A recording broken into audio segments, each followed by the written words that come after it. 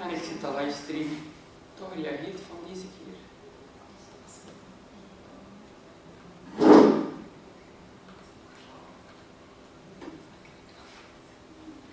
Misschien ook geluid hebben.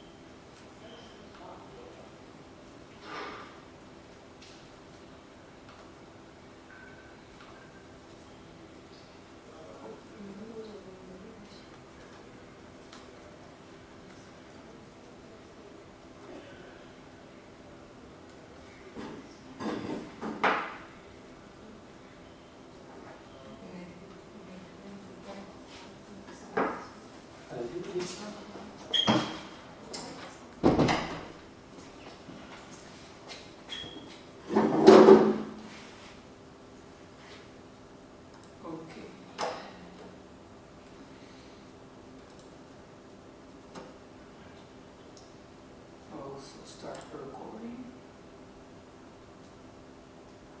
Yes. So let us first go to the course.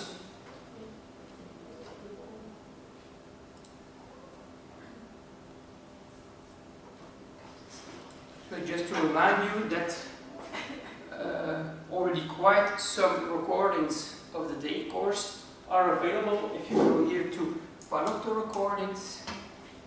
So not all the chapters, but already quite a lot. And I think for you probably the most interesting, because that's difficult to explain. There are a lot of slides there, but not that much to study. It's more the practical part. You are able to find information also in the practical part of the exam. There will be questions about those databases. Are the chapters on databases? So this is what I'll also start with today. So chapter 5, here you have 3 movies on databases, and actually those are also on databases. So PDB is actually our primary source where we can find all structure that has been deposited, and these structures then can be imported or visualized in Pymo with the fetch command and the PDB code. This is also about the nucleic acid database, and then 2 classification databases that I'll also discuss briefly today. But if you want to know more into detail, then you can have a look at these movies of the day courses. And then I also already uploaded some other movies. Maybe first go to the home. So I just try to divide the course, but I know last week you had your exam. So it could be, of course, that you are maybe still working on experimental structure determination. Hopefully you already started making some exercises in Pymo. You already have some time to try that. So I already published the 2 first, well, even more, of the examples to get to the solution. So that's very important that you, I think there are a total of 10 exercises, that you go through all of them by the time you have the exam. Because anyhow, you can have a look also at the example exam. You will have 2 visualizations you have to make. That's always the same on my exam. 1 overview figure and 1 detailed figure of a structure. Just a paper, I look up for a nice paper published on a structure, and you have to make 2 figures out of that and have also described which features are important, which visualization I want you to make. So today, in Contact Moment, I will discuss these chapters, the databases, then structure, quality and function, and then protein interactions. And actually, this is in 1 chapter. So I think half of the slides in chapter 8, I think, are protein interactions, and the other half actually are about drug targets. Because drug targets, you can do docking, and that's actually also, of course, related to interactions, how 2 molecules can interact with each other. And for next time, we'll focus on prediction, genomics, and unstructured proteins. This is actually, I think, the smallest part. So it could be, if you only get a couple in the next 2 weeks here, I think we can still, for the last 2 weeks, then have a look at this. So there's, I think this is the course with the most theory to study, maybe less exercises. So for the exercise and the practical part of the exam, half of it are the visualizations, and then a couple of exercises on the database chapters to know what you can expect. Maybe I can first show you that here. If I go on the modules page, the supplemental information to the practical part, to give you an idea, you will see at the second part are visualizations. I think on this exam they had to make 3 visualizations. For you it will only be 2 visualizations. So one is always, in this case, this could be the overview, and then this would be the detailed structure, where you need to represent cartoon sticks, certain colors, and zoom in to see specific interactions actually.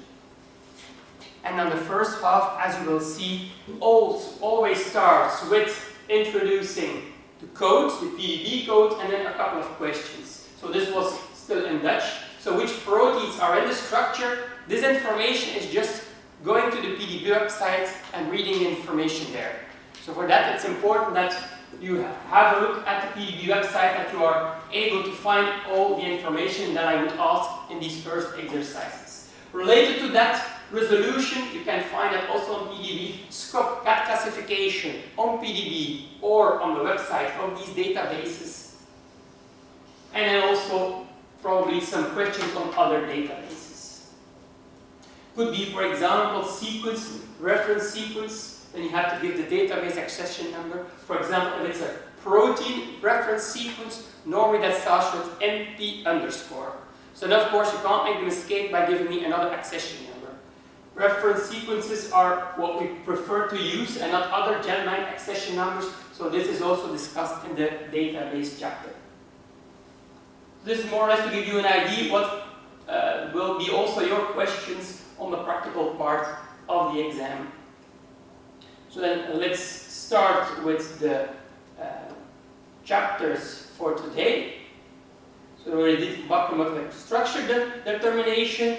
So we already published also solution 3, 4, and 5. And at the end of today, I will just show you one example of actually how you can make such an exercise. And then next week, I will publish the rest of the solutions for the other exercises. So what you have to do for the exercises are always available in workshops. So you get a little introduction into the exercise in the workshop, and then you have to make such a visualization exercise. Okay, so today I will first talk about the databases, and then quality, validation, and structural functional assignments. So let me go to the chapters.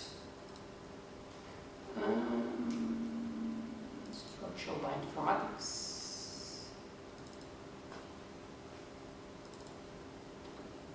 So you also already found the Dutch course, because all of you speak Dutch. If you want to study, there's actually a course which you can print if you want, which is for 95% the same as the slides actually. Who of you has experience with NCBI? Everyone? More or less? Yes. For what do you use NCBI? I use it for the literature. Literature. So then PubMed? Yeah. Any other ones? No? Sequences? Yes. So this is what the first chapter is about. Let me go to NCBI.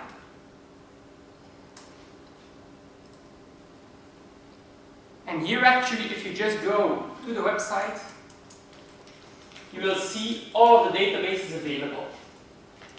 The search strategies, how you use it on one database, you can also use it on another database. The only thing that might change are the keywords you have to use. So for example, if I would go to PubMed to search for an article, let's say I want to find out all the publications for a certain author, I could just type the name of the author. Let's try that. Then you find 32. I don't know if there will be a difference, but sometimes it can be. If you specify with a tag, AU or author in full between square brackets, that you might find less. In this case, this is the same because my name is not that frequent. I could also add one AU, for example, which means those where I'm the first author.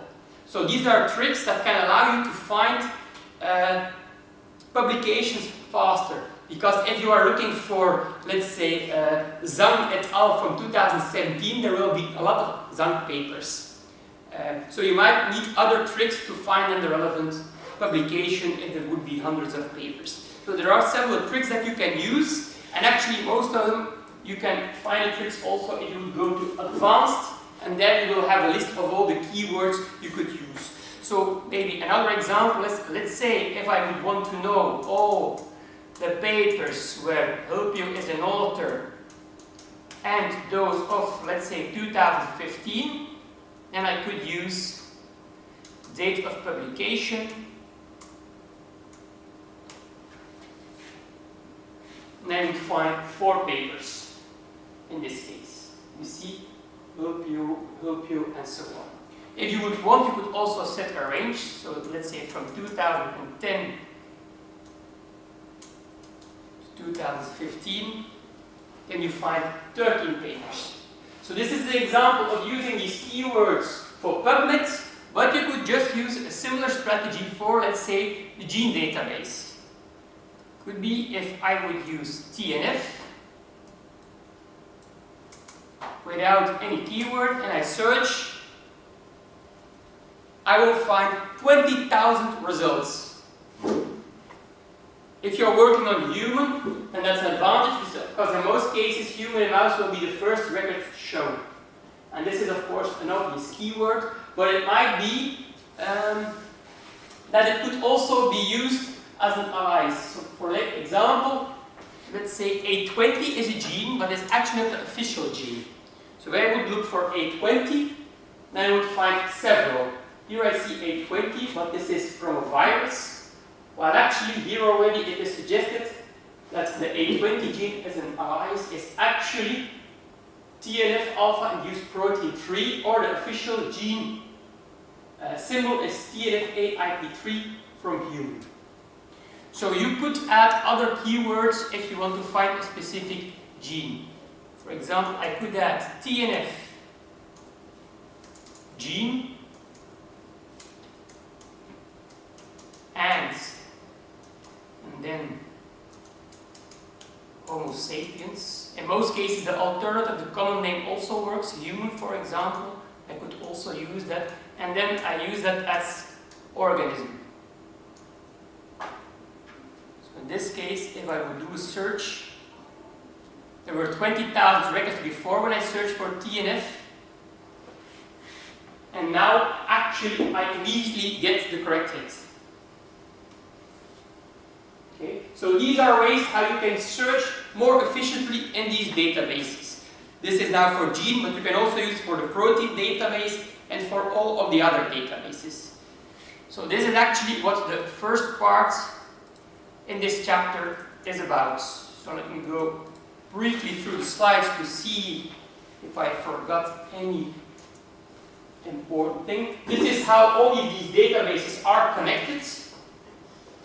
For example, if I would look at a publication, if sequences have been deposited by the authors, probably they are already connected, and you could immediately find the links to those sequences because these databases are connected with each other.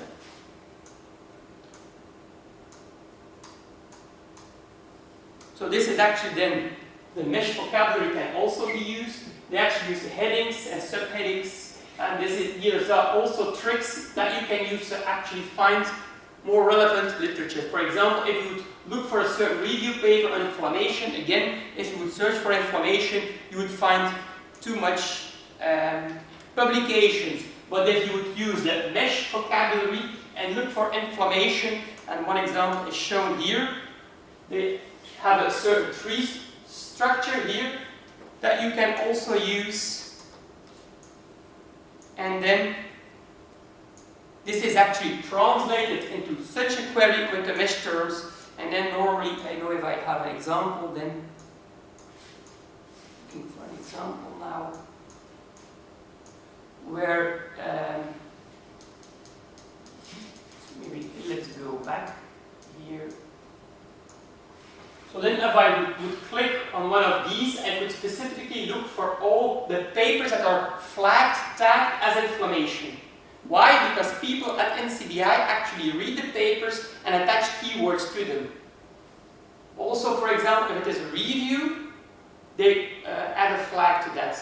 So it's like a kind of an index, which means if you would be interested in a certain topic, using these list terms will often lead to a really relevant paper. Well, if you just look for information review, you will get tens of thousands of papers probably.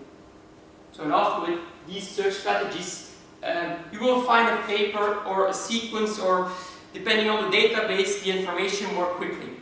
This is just using the search strategy. Additionally, you can actually also use filters.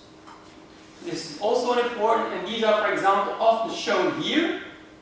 These again are specific for the database. So for gene, you find certain, for example, RefSec, ensemble sequences, and so on. If you would use another database, could be other filters. You could also look for certain organisms, and actually, if you use an NCBI account, you can set these filters by default. So now I'm not logged in here, but I would advise all of you to actually create such a My NCBI account here. And you can also store your previous searches. For example, if you would work on a certain gene, you could do the query here. If you find the results, you could save the query to MyNCBI and set then, if there is new information available or new publications, just send me an email. If there would be an update paper on that, or modification, you will actually get an email telling you, okay, the gene you are interested in or kind of publication you are looking for, there is a new one, you will just get it by email. That's also really useful if you use the My NCBI account.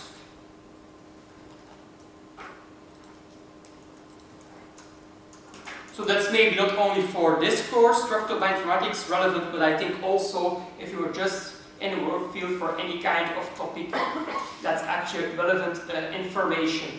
So these could be other alternative strategies actually. And here are some more tricks. Stop words are just ignored, so you don't have to add those. Often there's also a spell check feature if you would mistype. That's what you also have in Google. And then of course I think you already had R and some other courses that you know what R and not means. This is again explained here.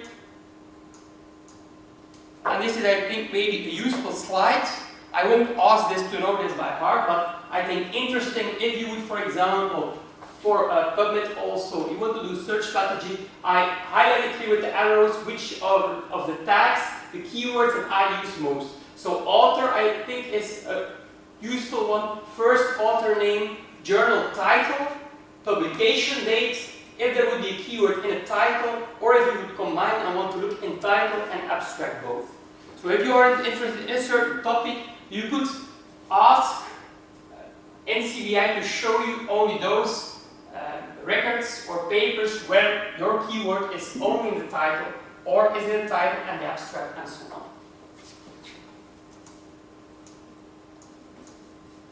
So then these are some slides on My NCBI, how you have to use that.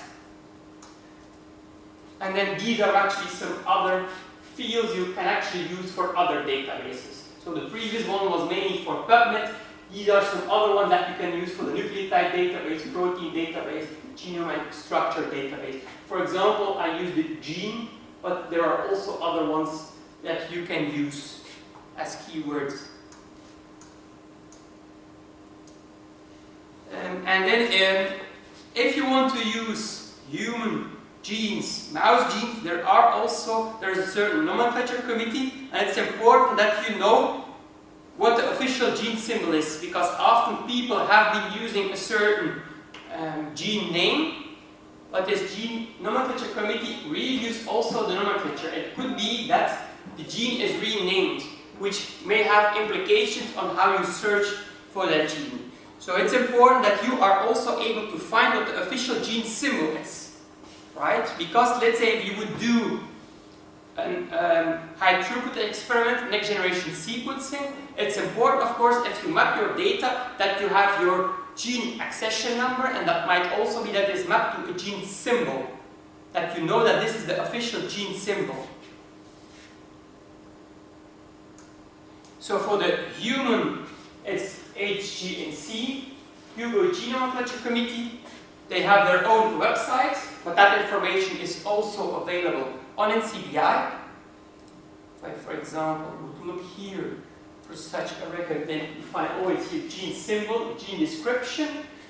This is now for a virus, but let me show you for a human sequence. So then here you actually see official symbol provided by HGNC, official full name also by HGNC. And then here you typically also have the aliases. So often other gene names are shown here, which in certain papers or in results might be used as an alternative.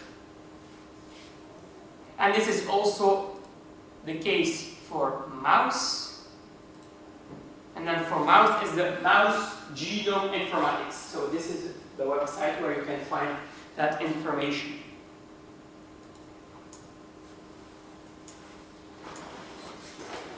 And then I think this is also an important slide to know the difference between reference sequences and GenBank. So GenBank is actually each and every one of you who sequences something can actually deposit that sequence into GenBank. So author submission, that data is not curated, which means for a certain locus you can actually have multiple records. And there would be variation that could be also present in those different records. So they can also, for example, contradict each other. Also, it doesn't matter which organism it is. While here, reference sequence, these are actually created, reviewed by the staff of NCBI, using what people deposit. And based on that information, they set a certain curated reference sequence. So which also means that reference sequences are often more reliable because they already have been curated, right? While if you would just pick any GenBank, it might be a partial sequence or it may not have been validated. So it's better to actually use these reference sequences instead of any GenBank accession number. So this is a record for each molecule. Important to know. For one locus, of course, for one gene, you might have other isoforms. So alternative splice variants, of course, will each have their own reference sequence. Maybe again show you an example. If you would again go here, KIP3, the easiest way is to use the table of contents to look for specific information. So you will see here, this is now the summary. But you can have a look at all the papers describing actually this gene, going to bibliography. You could have a look at variations, SNPs, at interactions, which is also we'll deal with later on during one of the chapters this evening. And this is then NCBI reference sequences here. If I would click there, I will go nearly to the end of the page that you can see here. And in this case, I can see all the messenger RNAs and the proteins. So here you can already see NM underscore, it means actually that this is a reference sequence for messenger RNA. And P underscore is a reference sequence for protein. This is important to know. If I would ask on the exam a reference sequence for a protein, this is what I expect. Not an NM number or not at the bottom one of these numbers, right? So you really have to understand the difference between that. These are the GenBank accession numbers, and that information is used to create these reference sequences. So in this case, it seems that there are, if I have a look, one isoform, second isoform here, and a third isoform in this case. And then normally at the top, you can actually see this mapped to the genome. Let me have a look at that here. So here you see the NN numbers and then also some other predictions. The predictions have an XM or an XP number, or are preliminary. Now the most reliable ones, the most curated ones, are NN and NP accession numbers shown here. So here you clearly then immediately see the difference where, for example, if it is an alternative splice variant, in this case you see that this exon is missing. Because this block is not shown here in this splice variant.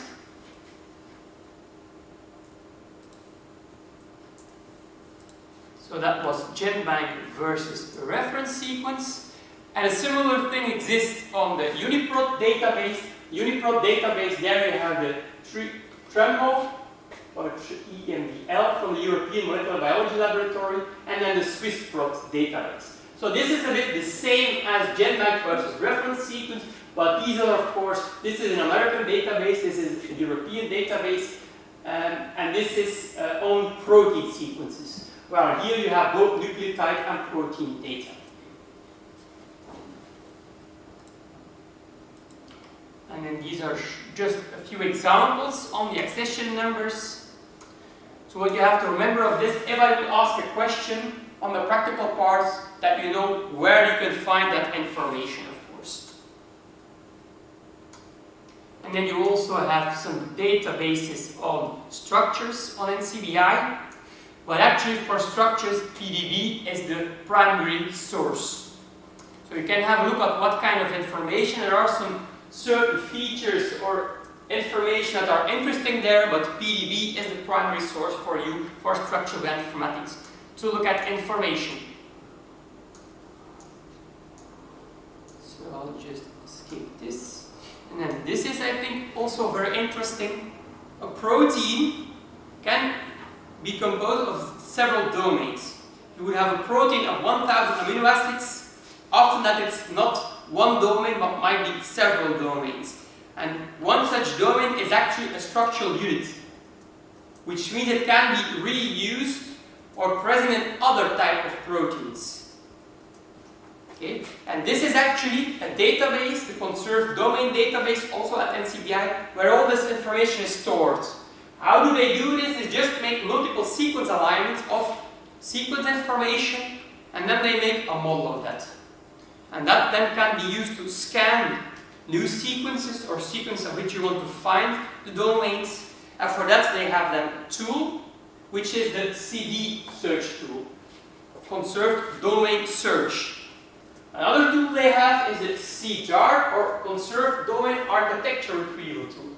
It's important that you understand the difference between those. The CD searches, you provide a protein sequence and it will find conserved domains in the protein sequence. That is the CD search. What is then the CDAR tool?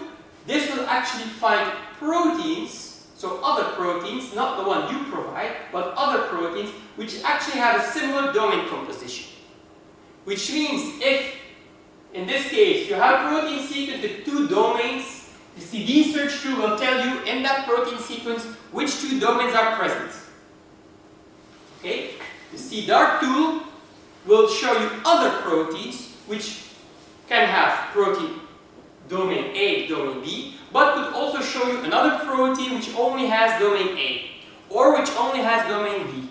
So those could be other variants, other proteins with a similar domain composition, one or more of the domains that are present in the sequence that you submitted in your query sequence. So this is the difference between the CD search tool and the CDAR tool. Why is this, I think, for this course an important tool? If you would have a sequence and you want to make, for example, a model, it's important that you understand how it is composed. And with those domains, then you might be able, if there is not a structure available in the PDB database, what you can actually do is make your own structure model. For that you have to know which domains are present.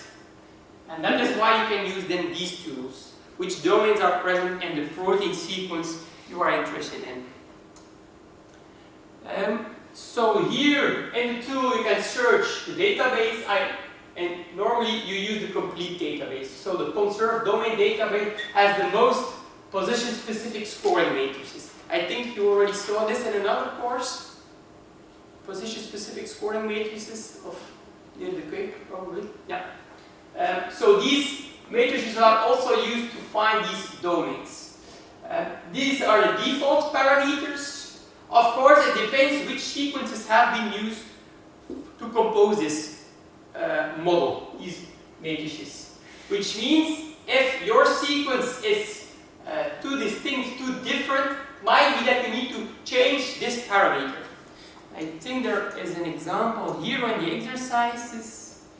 Here, for example, then you see a search here, a protein sequence, and then you find here that there is a caspase domain here. If you want to see the details, you can click here, and then you will see your sequence versus the CDD model, and then in red, the residues that are exactly the same, matching actually with the model. Another example is if I would change here threshold, you would see that you might find some other hits, which you could say they don't have a relevant e-value, so you could say they are not significant, but of course it might be if the sequence identity is too low compared with your model, because it's based on a multiple sequence alignment, it could still be, of course, that those domains are present but not detected, that the model is not sensitive enough. So that's why often if I think there might be other information, I change actually this parameter. And on this example of the conserved domain architecture and retrieval tool, here we then see other sequences with similar domains. So in this case it's a very long protein. You see here 3,000 amino acids with lots of different domains shown here by these symbols. So in this case I think the example, cadherin domains, here the NAM and G domains, and some other ones here. So that's the first part of the databases. And then the second one on the databases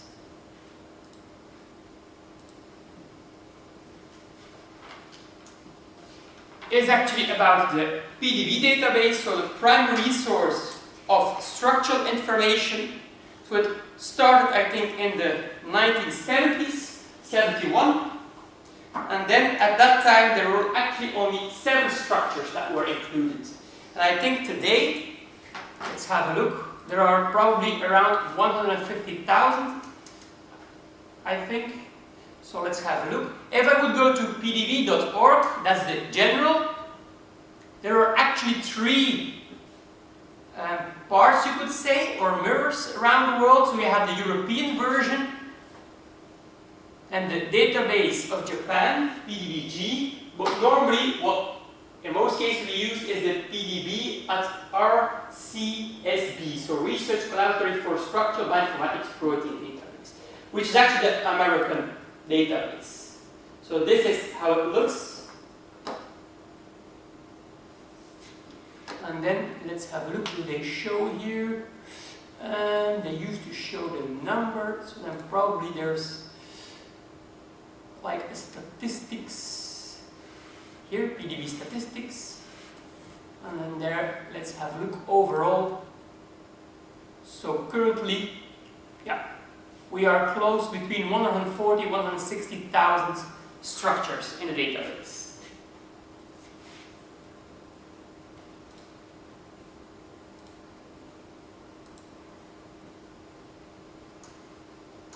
So there is a full description with a document about the format of PDB. You don't have to know, of course, all the details, but there are some things I think that are important for you to know. The most important information are, of course, the atomic coordinates. It just means for each amino acid, if it would be a protein sequence, for each atom in that amino acid, you will have an X, Y, Z coordinate. And this is actually information that's used to show it in 3D space in Python, just using those x, y, z atomic coordinates. But there's more information in the PDB format about the features, biochemical features, also about the experimental details. I will discuss about that later, but actually also some structural features. For example, if you open a structure in PDB, it will immediately show in the cartoon representation where helices are, where strands are. Right? How does Python know this? Because this is actually described here. So this is just what is annotated or instructed in the PDB format. Sometimes students, they load a structure for a certain exercise in Python, and they see it's a bit different than the figure in the publication. Because, for example, the helix is a bit shorter or a bit longer, you can actually change that in Python. There is a setting that you can alter the length or the position of a helix. And this is actually in the PDB format, just changing this. Say, for example, the helix starts one amino acid earlier or later, for example, in the sequence. So it's possible. This is actually how it looks like if you would open such PDB file in a text editor. So then you see your header, title, compound, source, and so on. And then this is just some information, not for you to remember, but just to tell you how it is composed. What you do need to know is, if I would show a PDB file and I would show another one, that you can tell me which file it is. That's not that difficult. If it looks like this here, it is a PDB format, and there aren't that many different formats. So one other format, for example, then is, we first show that the MMCIF format, and that looks something like this here. So it's quite different, the format. And then there is one or two other formats for you to know. Maybe just to go back where the atom records are, this is actually how the atom records look like then. So in this case, this is the number of the atom. This here is then which atom it is. So in this case, Ca is an alpha carbon atom. Then you have again here carbon, oxygen, beta carbon, and so on. So this means for amino acid 538 in the sequence in chain A here, that is a lysine, and then here you see all the atoms in the lysine. And here the atoms in the cysteine, and so on.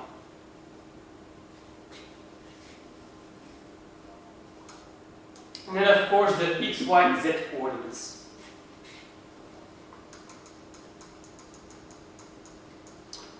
Okay, so there's also an XML or PDB-ML format that you can use. Where can you actually find that? If you do a fetch in Python, it automatically imports it from the PDB database. But actually, if I would look for example, one BBBB, that is the hemoglobin structure, then on the right side there you see to download the files. And here you see the PDB format, the MMCEF format, and the PDB-ML XML format. Right? So these are these three formats that are described also in the presentation. You might find some other ones depending on the record. For example, it could be that you might find biological assembly 1 or even 2 and so on. That might be that if it's a quaternary structure, if you think about the structure on protein, so one of the first chapters, biological assembly could be a quaternary structure. So if this would be, for example, a monomer, then biological assembly could be, let's say, a tetramer or so on, or even a combination.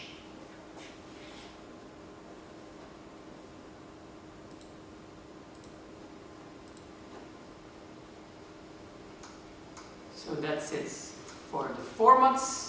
Then let's have a look at the PDB website, which kind of information you can find. So what are the options? I will it is described here in the slides, but maybe I will just show it live. It's always a bit easier. So here, of course, on top you search by keywords. In most cases, you would just search either by author name if you found it in a paper, but normally also in a paper it will tell you the PDB code. So in this case, 1 PDB. I type this in here and it will immediately tell me the structure. But you could also, let's say, if you would be interested in caspases, if I would type caspase here, it will give me a list here of hits in the database. And then I could just click and see 11 hits, for example, for caspase 2. That's also something else that you could do. If you would just want to use a sequence, there's an advanced search with lots of options, and from all these options, I only use one option. So I will show you, you do choose a query type, and then halfway, somewhere, I always have to look at it here, in the sequence features you have sequence. And there you can actually blast and then find hits for your protein sequence. If there is a structure available, and if there is not a structure available, which structures are similar to your protein. This isn't interesting for the prediction. If there is no structure available, you can build a model of the structure yourself if there are hits here. That's discussed in the chapter on structure prediction.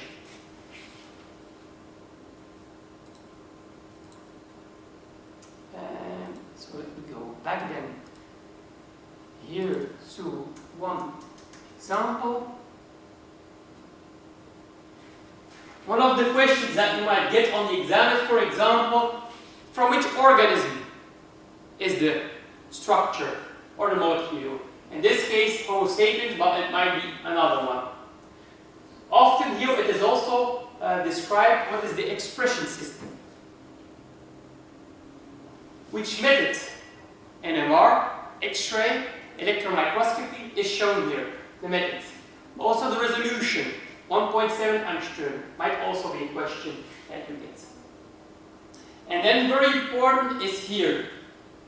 If you open a structure in PyMol, there might be multiple chains, A chain, B chain, C chain, and then in the beginning you don't know which one is it, which molecule is which chain. It's actually just shown here.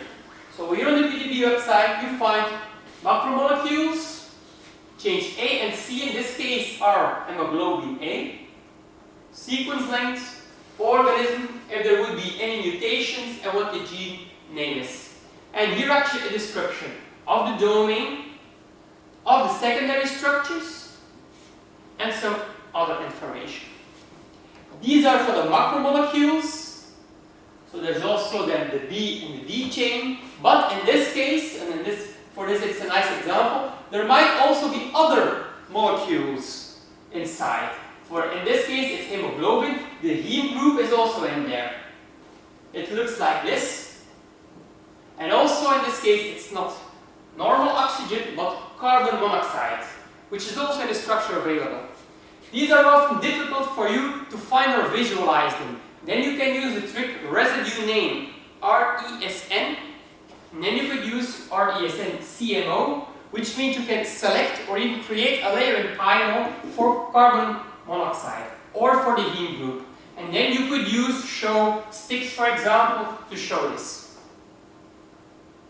So often students also, they see these alternative, it's not of course lysine or glycine or valine, they see these codes here, 3-letter codes, and of course it's not an amino acid.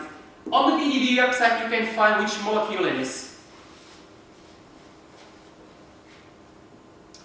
And then on the experimental data and validation, here for example space groups, and then here these angles and lengths of the ribbons. This was discussed in one of the previous chapters about the Bravais lattices. I don't know if you remember, Atomium in Brussels is one of these. So this is actually information describing that the unit cell and then the space group is shown here, for example. So this is the first page, but there is also lots of other information, interesting information here.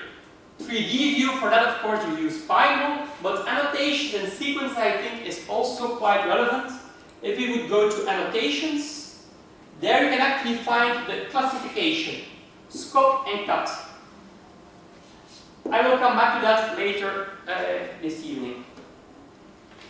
And then sequence, what is so useful about sequence on the PBD website, that for each chain, you can actually find a summary here. The amino acids, the numbers, secondary structures, and often also if it is involved in kind of interaction or a binding site. As you can see here, this is also highlighted here. Now in this case you see a full line here, but it might be in one of the exercises on the horseshoe, if there is part of the structure missing, you can actually see that here, because then this line will be interrupted, and those amino acids will not be visible in the structure. They will be shown on top in gray. You know, if you remember, I think I showed you that last time. If there are some residues shown in gray, actually because there is no structural information, you can see that here because the line is actually interrupted. Sometimes also a protein doesn't necessarily start with residue 1. It could be that it starts with residue 10. So for the numbering, you can also have a look here.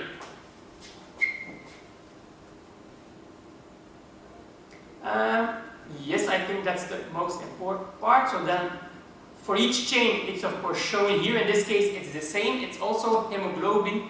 It's a tetramer. But for another protein, if it is heteromeric, it could be that it's interesting for you to look at the different molecules or molecular information shown here. So this I think is important that you, at least for some structures, maybe for the ones you use during the exercises, that you also have a look at the PDB website, type in the code, have a look if you can find the information. So when on the exam, if you have a question, that you at least quickly know where to find it. If you don't, you lose time to look into the presentation, where can I find that information, that you practice a bit on this.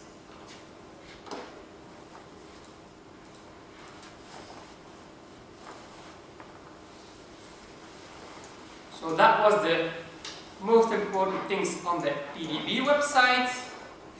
Then the nucleic acid database is actually a specialized database which contains some more information on nucleic acids, but actually the structures are also deposited in the PDB database. So again, also for these structures, the primary resource will be your PDB, or go to the PDB website, but if you would want some more information, you could go, if you want specific information, go to the nucleic acid database. So then this is how you can deposit, how depositing is done in PDB. That's described here. And then here you have a list of other interesting structure-based databases. For example, PDB-Sum is also worthwhile having a look for the PDB codes of the exercises. And then also for the classification, is scope and cut databases are also interesting to have a look at. So these shown here in bold.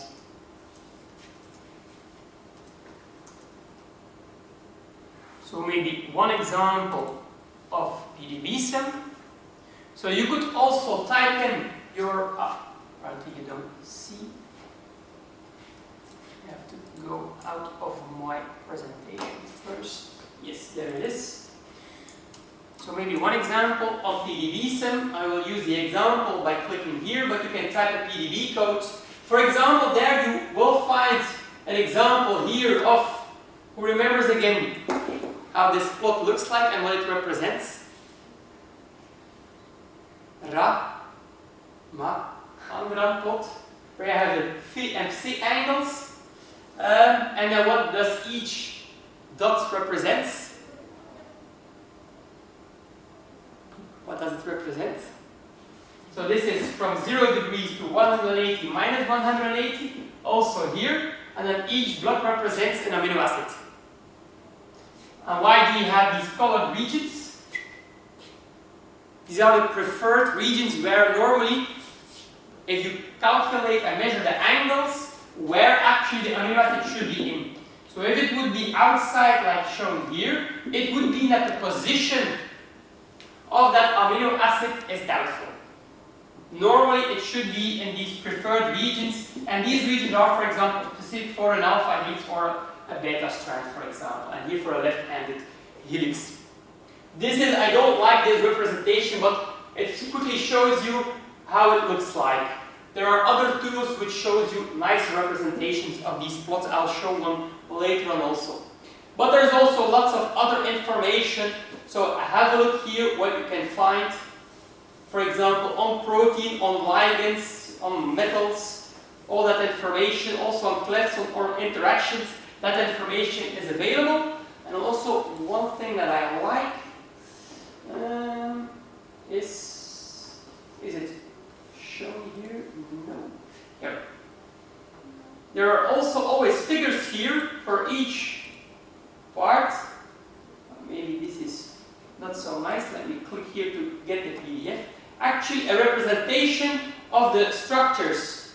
So, of the secondary structures, how they are composed. Because sometimes if you look at the structure in PyMo, it's different to know where am I now in the structure, which helix or where, and this might help you this map actually. So here, for example, you see here then, this is a helix, a strand, a helix, and so on, and you see also the residues where it starts and stops throughout the structure actually. So the secondary structure composition. So that's also a nice figure to get from the PDB cell database.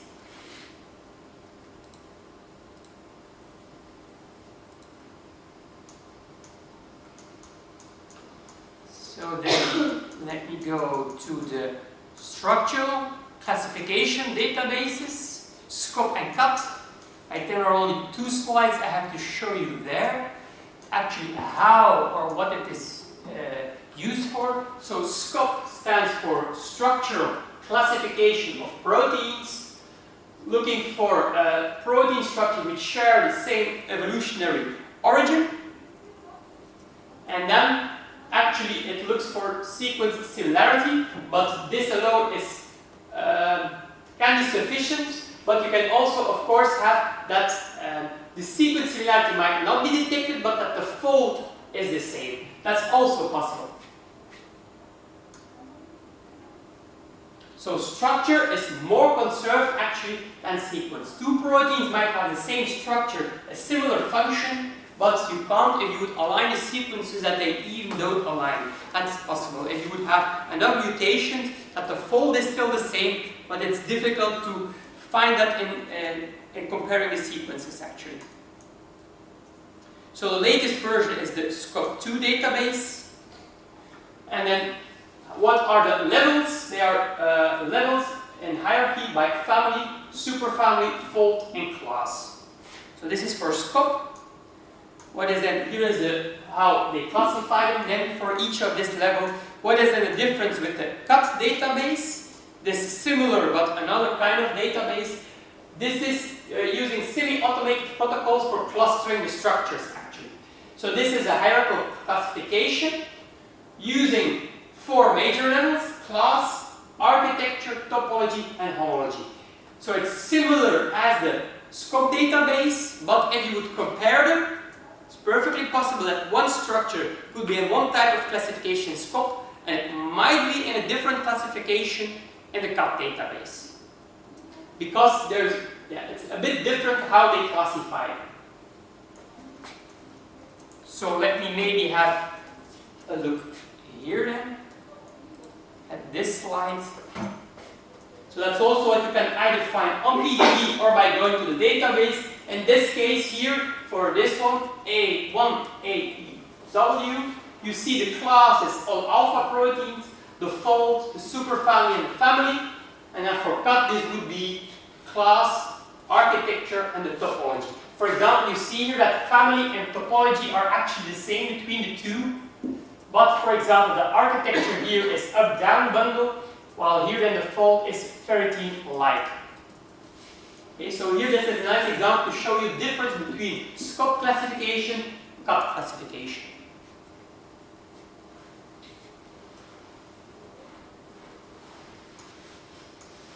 And that, I think, is it for this database. Yes. So that I think are the most important databases for you to look for information. So have a look at NCBI, have a look at PDB, PDB-Sub, and at Scop and CAT.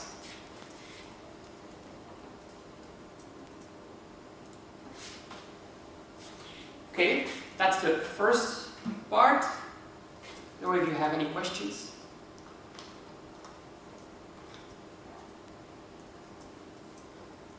So for the databases, try to make the exercises on molecular visualization. If you do a fetch, you have the file visualization in PyMol. Also have a look, for example, at the PDB website to see what kind of information you find there. It will help you with molecules, chains, other small molecules, and it's easier then to have a look at the structure in PyMol using that information from the PDB website. So then the next chapter is on structure quality and validation. What is important there? So this was again the representation how you can get to an X-ray crystallography structure. You start from a pure protein of which you make a crystal. You use X-rays to determine the diffraction pattern. You solve the phase problem, and then you get an electron density map.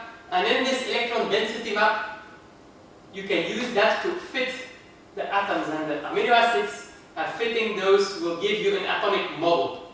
Then you improve the model using refinement to match it with the data. This is how it is done. But of course, it depends on the quality of the data. If you have better quality of data, you will of course have better model. So if you would have in the PDB database, let's say 5 structures, you have to know which one are the most reliable ones. There are a few rules. You can look, for example, at the resolution. The better the resolution, normally the better the structure. If it is a more recent structure, better technology, so we would also expect a better structure. We would have a structure of, let's say, 2014 and one of 1990, probably the one of 2014, you would expect it to be of better quality because the equipment technology has improved a lot. So 2 important things to remember is that although we call it a structure, it is still a model. Why it is a model? Because we try to represent the data, right? And then this is what we visualize in PyMol. So each experiment, also the diffraction and the X-ray experiment here, might contain errors, of course. And then you have either systematic errors or random errors that you can have. And then here are some slides talking about that. And here, for example, you can see the difference. So this is the resolution, 5 angstrom, 3 and 1.5. So this is what we call high resolution, 1.5. There you see it's very easy actually in the electron density map, so the gray shaded area here, that you can fit the red colored sticks for the atoms represented here, and then the amino acid, that it's easy to fit them in. So that this will be quite good. Well, if you would compare to the 5 angstrom structure, you see it's quite difficult to fit it in. So this one will contain more errors, of course, because it is of worse resolution, while 1.5 is actually a very good resolution, 1.5 angstrom. And there is an example in this that I have here, one slide here. So this is actually the same residue, a tyrosine in the structure of pentavalin, and this is actually the PDB code and the resolution.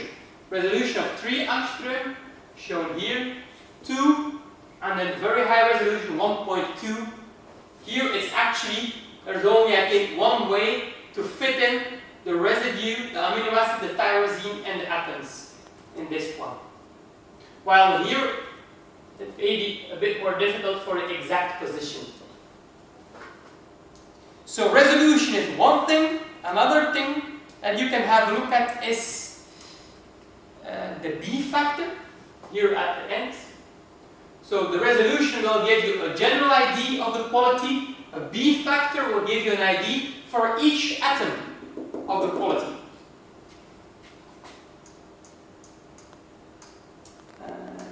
Okay, and this is John then describing where you can find that information. Another one, so we have resolution is one thing you can look at for the quality, B factor for the atoms. Another one is the R value, and you'll have two R values. I have the R value and the R3 value. Let me look where that information is here. So the R factor, what is it? It's actually a measure of comparing the difference between the factors calculated from the model and the difference with those from the experimental data, from the X-ray experiment in this case.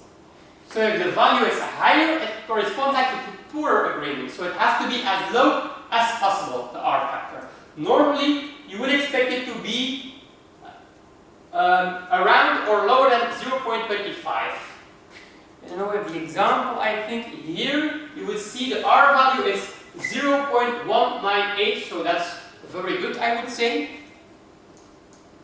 What is the problem with the R factor? That it can be inaccurate or manipulated. So it is more liable to use the R3 one. So the R3 of also Brugger's 3 R factor. What is it there? You actually don't use all of the data. So what you do is you use a small set, 5 to 10%, as a test set. And that end the experiment to exclude it from the last step from the refinements. That is shown here in the remark in the PDB file. You see here 3 R value of the test set. So this is for 10% of the data that they use as a test set. And then the remaining data is used as a working set. And then you see that in this case, the R value is 0.255. So in this case, still it is okay, but you see it's less good, you could say, than if you do not include that on the normal R value. In this case, if there is an R3 value available, it's a good idea to have a look also at that one. And then this is what I already told you about the atomic B factor. The last column for each atom tells you of the positional errors of the atoms, and there the threshold is lower than 40. That is what you could call the rule of thumb. De vuist regel in het Nederlands. So what are the general rules then? If you would find a structure with a resolution of 2 angstrom or lower, that's better. If that's not the case, of course, you have to take the one that you find in the PDB database. You can also have a look at the R factor and also the year when the structure was determined. You would prefer, of course, the most recent one. Now, this information is about X-ray structures. If I would ask you on the exam, give me the resolution, and it's an NMR structure, then the answer would be that there is no resolution. Because on an NMR structure, you will not find the resolution in angstroms on the PDB website. So then, for example, here, for this structure, you see remark resolution not applicable. Why? Because it is an NMR structure in this case. So that would be a trick question on the exam if I would ask such a thing. And then here some things about the different kind of errors you can have. So sometimes structures, even in this case it's famous in 2006, a publication Science, they have to redraw it actually because they were wrong. And they actually correspond to 5 PDB entries. So this is one famous example of serious errors. So normally they are discovered and then the PDB files are removed or no longer valid if you would look on that code on the PDB website. This is again about VMC. That's also to give you a good idea on the amino acids then, if they are reliable or not. So in this case, which one is the good structure? Will you say the left one is the good structure or the right one? This one, of course, because here you see there are lots of errors, lots of amino acids are outside of the preferred regions. While here you see they are maybe it's a bit more difficult to see, but at least here you don't have, or not that many residues outside the preferred regions. While in this case, it looks actually not that good. So this represents the phi and the psi angles for the backbone, but you could do the same for the side chains. So then you can have, for example, look at the phi angles. So then again, you have the carbon alpha atom, beta, gamma, delta, and then they are called He1, He2, He3, and so on. So these are sometimes also some tools that can also show you that here the He1, He2, that could also be an option to represent that, to have a look at the side chains actually. So you could make similar plots as this one. One of the tools that is being used to perform this is the ProCheck of Protein Check. And you can actually also find that on the European Bioinformatics Institute website.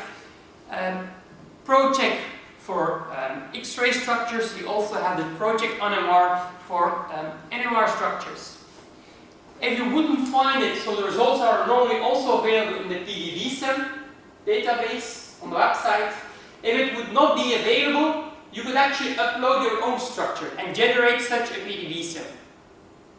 So that's also a good trick. If you can't find it, if you would make one of your own, you could upload your structure and then you would have actually a check of this done by the PDB-SEM, and that is actually using the ProCheck. So this is then how you can generate such a report, and then these are the results. But I already told you that that's, I think, nice, but there are better figures. One that I really like is the Rampage website. There you can get a plot like this with the preferred regions, and you actually get a nice description also, an evaluation of the residues, which are in allowed regions, which are in outlier regions, and percentages. If you are doing homology modeling and predicting your own structure, this is a nice way to confirm or have a look at the quality of your model by just uploading it on this website and having a look at the result, at the plot, and how many residues are in these favored regions. So in this case, it is above, well above 90%, so that's good. Which means if it would be a model, that also this would be a very good model of a structure. Another tool is Prosa Web. What can you analyze there? It will give you an idea how good the structure is compared with all the other structures in the PDB website. How does it do this? Actually, the chains. By calculating a z-score, which indicates the overall mold quality. And that is shown here then, where your structure is compared to all the rest of the z-scores. So all the blue regions here are either X-ray or NMR structures, chains in PDB website. So in this case, this would be good, because the z-score is actually comparable with the ones available in the PDB website. Another thing then you can see if certain regions would be unreliable by making an energy plot, which is shown here. And it's also possible to visualize that in JMOL. So what is the conclusion of this chapter? That not all structures are of the same quality, and you as a bioinformatician should be able to know the difference between the quality. So what can you look at? What could you do to have a look at the quality? First thing you would do is, if it's an X-ray structure, you would look at the resolution. You can have a look at the Ramachandran plot, for example, for the residues. If you would want to know it on atom level, you could have a look at the B factors and at the R value and R3 value. That's, let's say, the summary of this part. Okay, so those I think are the most important things for you to know, what I just described. So resolution, R, R3, B factors, Ramachandran plots, and so on. And then of course how you can find that information. Yes?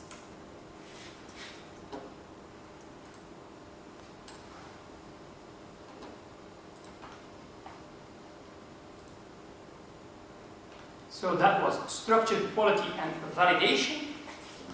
So 2 more PowerPoints to go through. I'll first have a short break. No more questions?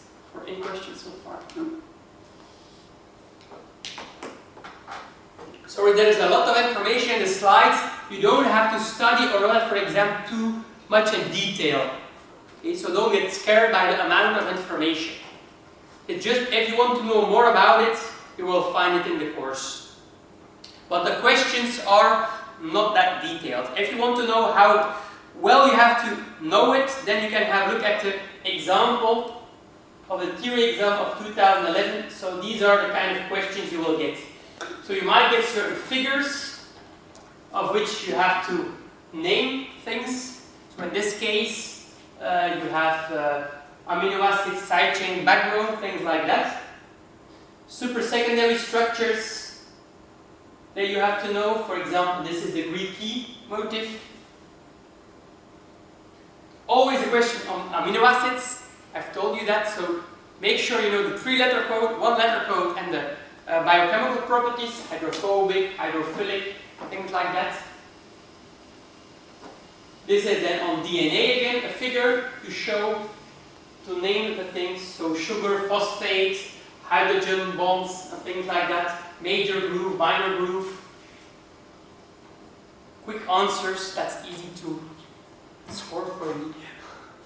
And then here, for example, on DNA, 3 important types of drug interactions.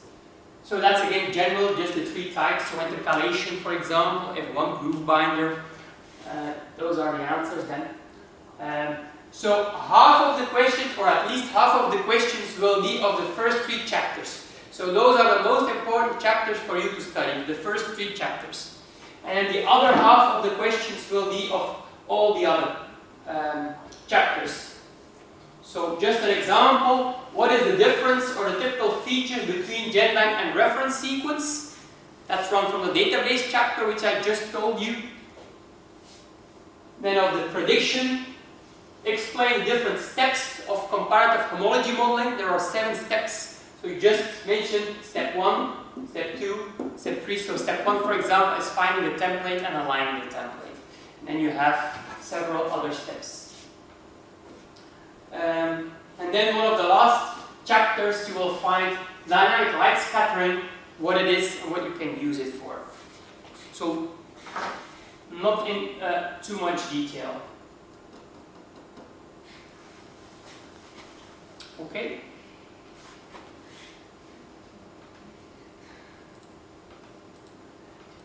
And so then, lecture 7.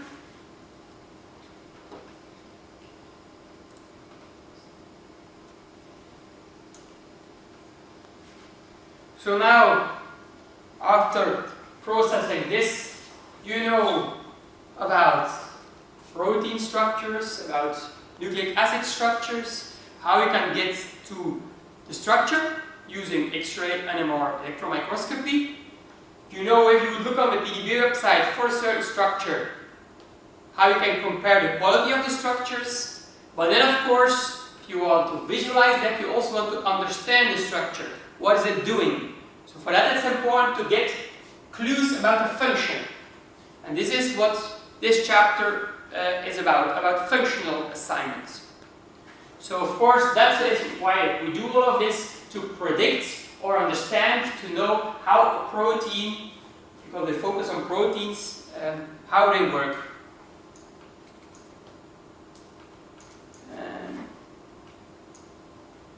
So that we can have a look at it from 3 different aspects. We can have a look at the biochemical function, at the biological function, and the phenotypic function.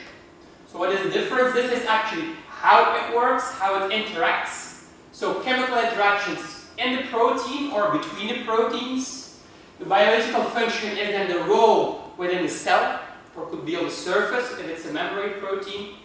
And the phenotypic role is, of course, how it is playing a role in the organism. Could, for example, also be that it is regulating a certain gene. It could also be a function, of course. There are different techniques that you can use, of course, also experimental techniques. such as biochemical function. You could do in vitro reactions. If you have purified protein, you can have a look at the biological function. And for this, for example, people use fluorescent tags. And by now we have a whole range of fluorescent tags, which allows you, for example, to label different proteins and have a look at the same time at different proteins under the microscope. So these are some examples of these fluorescent tags that you can use for microscopy. Of course, for enzymes, we can have also classify them hierarchically. And actually, enzymes are overrepresented in the PDB website compared to non-enzymes. Non-enzymes might be difficult to classify and then to study.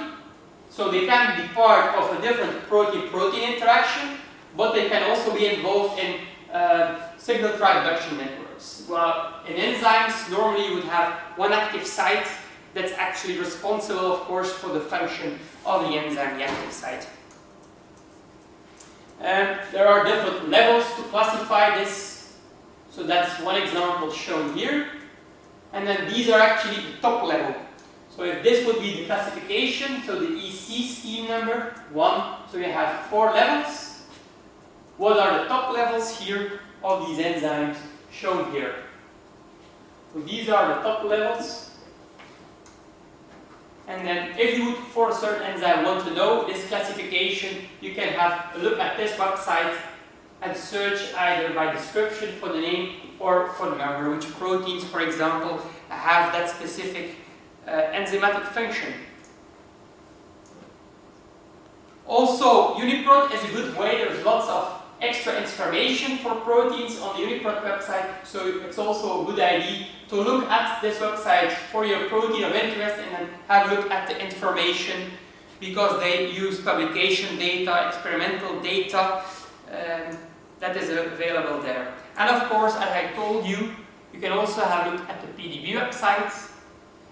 Yes, I still have my example open here of TNF AIP3. So for example, here, normally you also have interactions, phenotypes, expression, that might also give you clues of how a protein functions. So there are also tools that you can use to do that. Profunc is one such a tool that you can use. And then this is actually what it does, sequence scanning. Have a look at the fold and certain structural motifs, for example. Of course, you can do a blast against the database, also against the PDB database. You can scan for motifs, also for certain residues. You can do a domain search. Have a look at scope and clot classification. Why? Let's say you have a protein, you don't understand it that well. If you would find the domains, you can have a look in PDB or in scope of cut which other proteins have the same domains. If those other proteins have a specific function for which they need that domain, if your protein has the same domain, probably it has a similar function. So that could be why this is useful, to do a blast against UniProt or against the PDB database, but also to have a look at in which structural family does it belong to in scope and cut, or which domains are present in your protein. You can also use structure-based methods, fold matching, nest analysis, surface cleft analysis. So for example, the clefts, that information is available in the PDB sim. I don't know if I still have the website open. So remember, for example, here, protein clefts, that information is available here. I don't know now if it is a nice result. And then here you can find, based on clefts volume, residue types, you can find that kind of information there here.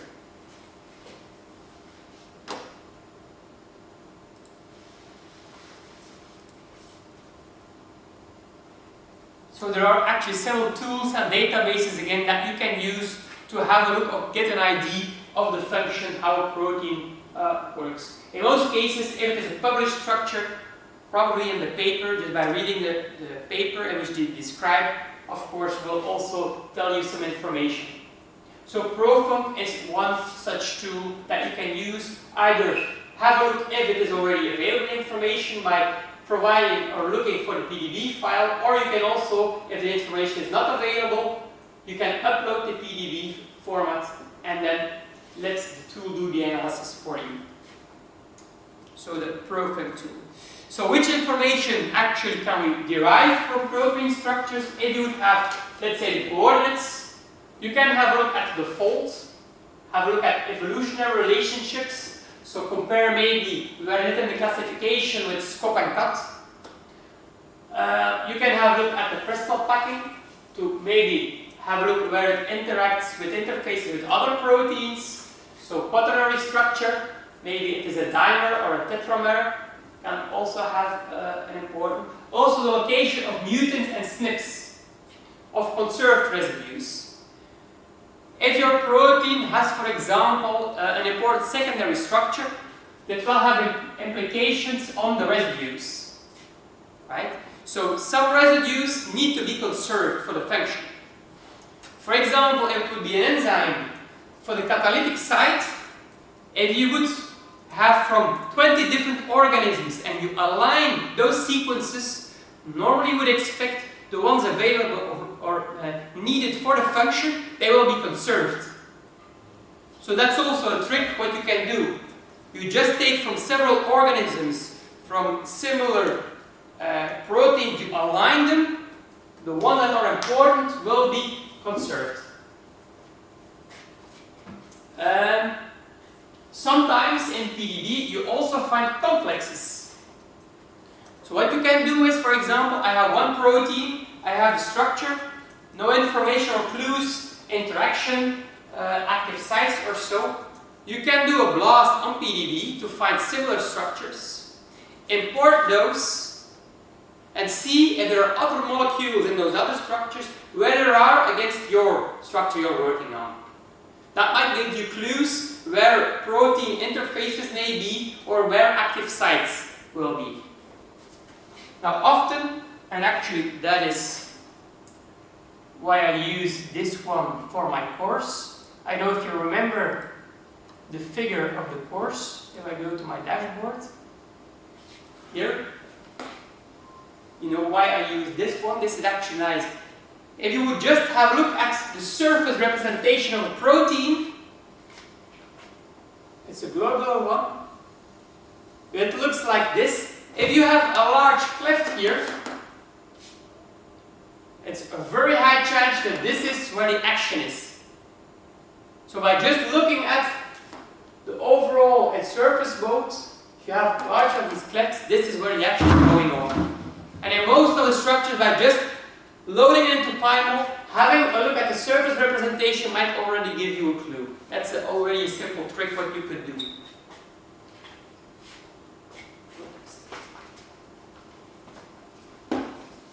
So, and this is actually a nice example of that.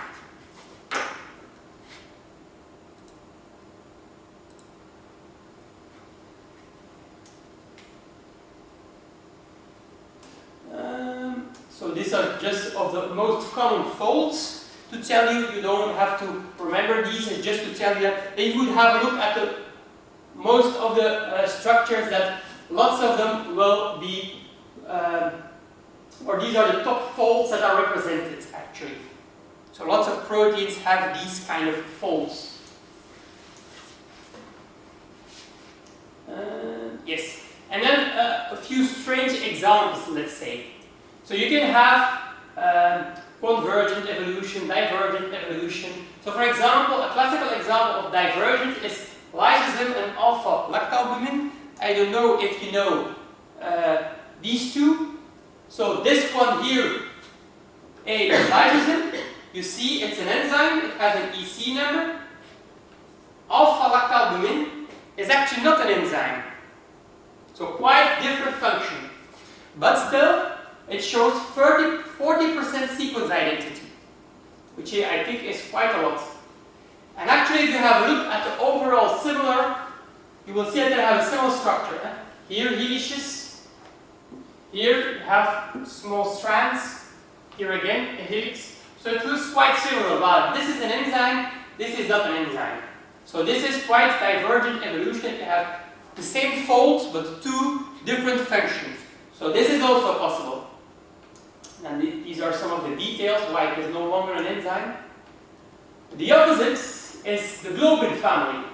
Again, two examples. This is the Latin name of the organism of which the hemoglobin is. So these are two.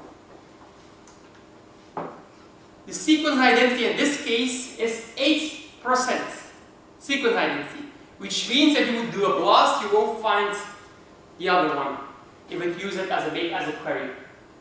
So that's also possible, which means the global fold is the same, the function is the same, but you can't trace it at the sequence level because the sequence identity is actually that low.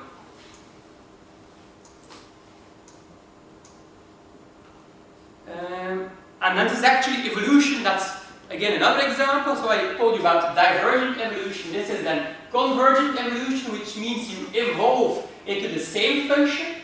This is a classical example. Chymotrypsin and subtilisin, both are endopeptidases.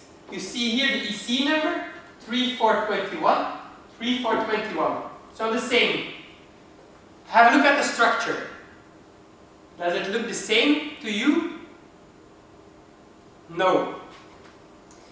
What is the magic here? You have an identical 3D conserved catalytic triad. So 3 amino acids that are important. Those two have those 3 amino acids in 3D space at the correct position, and that is responsible for the function. That's it. So that's also a nice example, or an example of how evolution can work. Yes. So then structure-based methods to look at the function. So you can compare proteins of which the structure is known to have clues. You can have a look at structural motifs. So for example, that catalytic triad, 3 amino acids at a specific position in space can be important. So you also have collections, databases. You can do motif search, of course, for that. For example, one example in the exercises that you will find is a cadherin. And a cadherin, it is a repeat. In between, you will find in the exercises that you have, I think they are shown in green. I don't know if I have a green marker. No. That you each time will have 3 calcium. It's calcium dependent adhesion for which they are responsible. Between each of the repetitive domains, you have 3 calciums. By just looking at the sequence, I can tell you where the residues are responsible for interacting with that. It's L, D, R, E in the middle. That motif is actually responsible for one of them. Actually, at the beginning you also have one, and then at the end you also have a motif. And these are quite specific just to be able to hold these calcium ions and to have this specific structure. So these are examples of these motifs that are known to be responsible for a certain function. So have a look in the example. If you have a look at the cadherins, that you will find these calciums, and this LDRE motif is partially responsible for binding those calcium ions. Maybe you can have a look. If I show you an example, I can use that one then to prove to you that I'm telling you.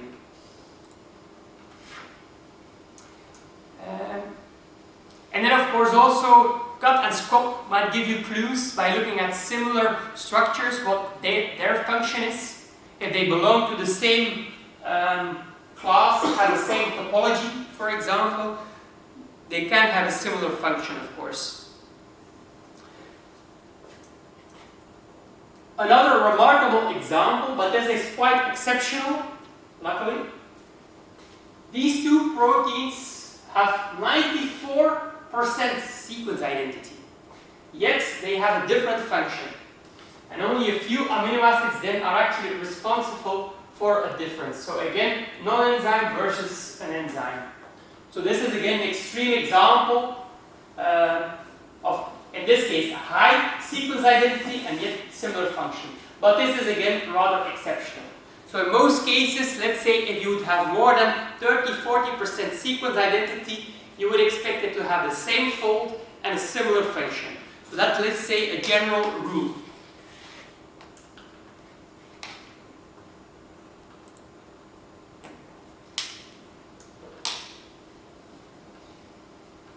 If you want to compare proteins in 3D, one thing you can do is use these tools. For example, the macros one is a good one, where you have an alignment but based on the position of the amino acids. You will see one of the examples in PyMol. You can also use the align commands. Align PDB code, comma, the other PDB code, and it will do structural alignment and fit one structure on top of the other one. And there's an example of that in the exercises. This is another tool that you can use, PDB eFold, and then this is an example of the Matros website. So you can do it pairwise, but you can also do multiple 3D alignment, providing several PDB codes, and then this tool will give you an alignment based on the position of the atoms, residues in the 3D space. If you want to look for motifs, PDB eMotif, ProCite, and ELM are three tools that you can use to analyze or look for structural motifs. And then these are just some screenshots of those tools actually. So that I already told you. Ligand binding site is often the largest cleft. So this was the example that I showed you. If you want to visualize this one, you can use this PDB code, 1mmR. So why is this often the case? If you look at this, you have a large cleft. So there's actually a reason for this. It allows you to accurately position the substrate and have actually facilitate and accelerate the catalysis. Okay? If you would have a key and you would want to open the door, of course you stick your key in the keyhole, right? Else you won't be able to open the door. So that's a similar idea. So you're accurately positioned to do the action, to accelerate the catalysis. Another reason is to hide the substrate in the cleft, because then it is shielded from the surrounding solvent, for example. So this is again important for the catalysis. So these are two reasons why it is an advantage to have such an active site in a cleft. This is how you can predict such thing. There's an algorithm to do that. Also the PDBE PISA website you can use for that, and Sumo is another tool to look for certain binding sites. So this is just again uploading either a sequence or a PDB coordinate file, and then the tool will tell you some more information about functional sites in this case. So by using all of these different tricks, I would say, tools, having a look at the structure, having a look at similar structures, can give you an idea of how a protein functions.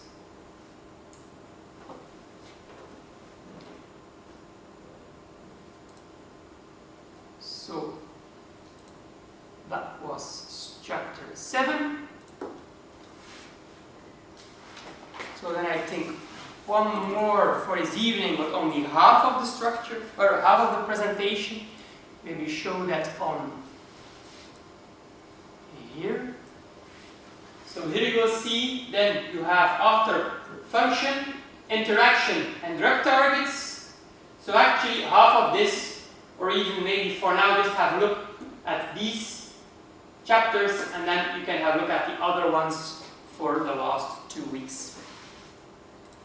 Maybe I'll just show you the first part already.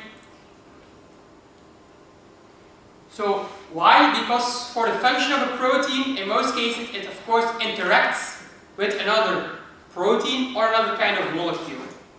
So that is what this chapter is about interactions. So it often does not work alone, but in a network or in a pathway. So it means it interacts. What you want to do is you want to predict the residues or the regions that are involved in the interaction, Another thing that you can do is you can also try to predict the interaction partners, which molecules can interact. So these are two approaches that you can do. Again, you can do this experimentally. For example, coimmuning precipitation is to have a look at the binding, but there are also genetic methods that you can use. Gene suppression, do mutagenesis, those are other experimental methods that you can use. But also, as a bioinformatician, you can actually do a few things to have an idea of how an interaction works. Multiple sequence alignment is one such thing as a bioinformatician that you can do, and that's actually illustrated here. Three kinds of residues are shown. One here, a cysteine that is fully conserved. So lots of different proteins, you see phylogenetic tree that you get. You see that the cysteine is overall conserved, which means in the structure this is very important. Could be if you would have, I think here, I see another cysteine. If I would look at the structure and those cysteines are very close together, what could that mean? What could be one reason? Any ideas? What's so special about cysteine? It has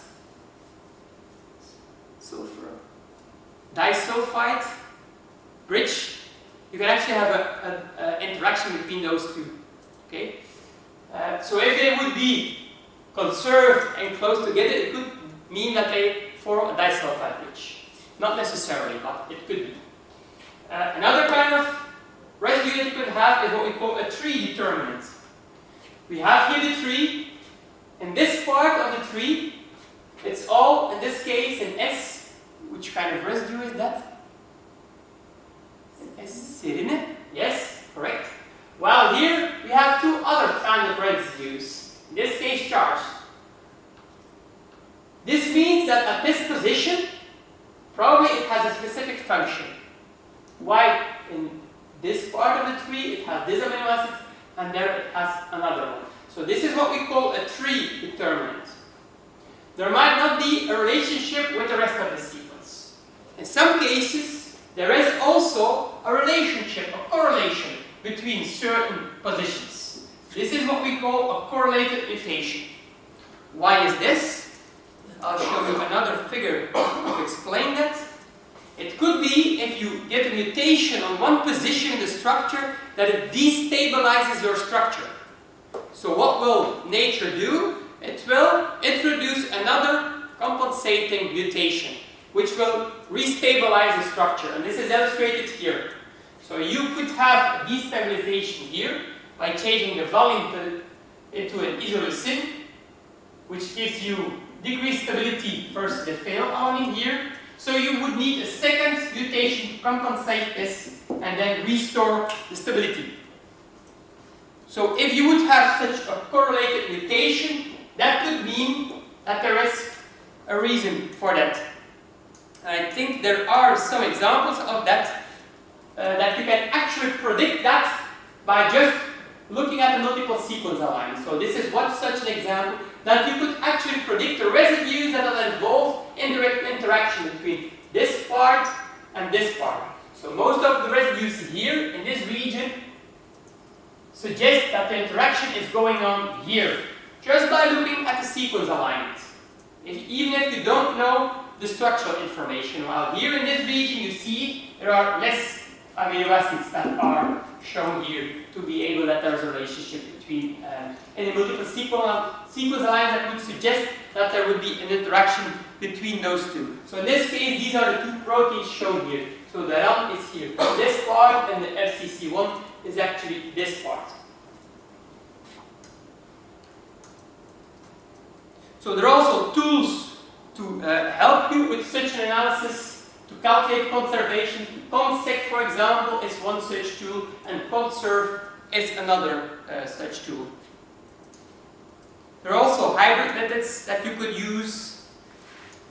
You can use hidden Markov models, neural networks, things like that. For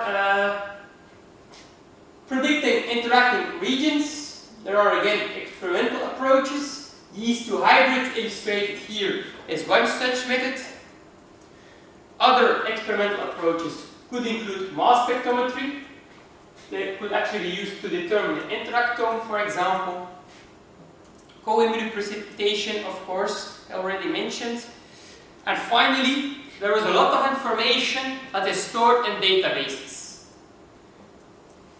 And here you will have a list of several databases. So, for example, MIPS, DIP, string, NINT. So then here each time you have screenshots. So during the day course, what we always do in the workshop as an experiment, we choose one protein, and I ask all the students, and I use a Google Drive spreadsheet on the projection screen, name for student, name of the database. They have to look in different databases what are the other genes or proteins that are able to interact with the one we are investigating at that moment. Now we just have a look at the different databases and there is actually a match between them. And then we end up with a list of all the proteins where there is evidence stored in those databases which interact with our protein of interest. So these are all different tools of databases you could have a look at.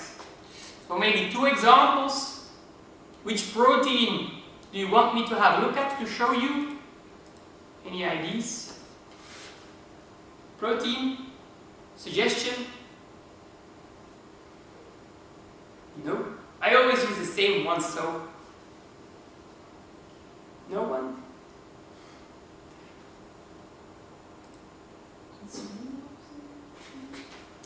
Let me have a look.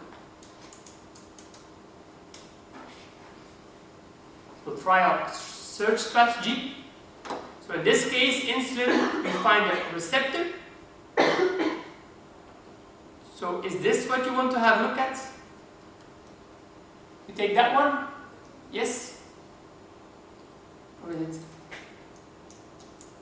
I think it's like this. This one. Insulin and maybe Homo sapiens. I will just use a human. So the star can be used as a wild card. Yeah. So of course, because I know that it was EINS. So you saw the search strategy, I didn't find it immediately. So now I will specify ENS, star, and human, and this is actually the insulin. Human or mouse? Human. Okay? So then we click here. So the first thing I always check is NCBI. We can have a look then here, interactions. And here, voila, interactant, the codes. Anyone who knows which accession code this is, from which database? No? After you study the chapter, it's from UniProt, these accession numbers. This is then the gene symbol, and then this is the source, the database. So it already contains quite a lot of information, also the link to the publication. This is one tool, and I will actually show you the two ones that I prefer. So if I would have to look at interaction information, what I do in most cases is first have a look at NCBI if it's available. Another one of my favorites is string. And for that, I always advise the students to add string database and not search for string without a database. Okay, so then the website is stringdb.org. We have a search here.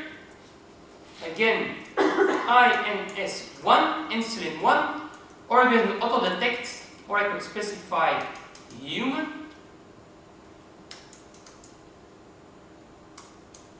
Homo sapiens, search. Ah, it did not find the insulin 1. That's strange.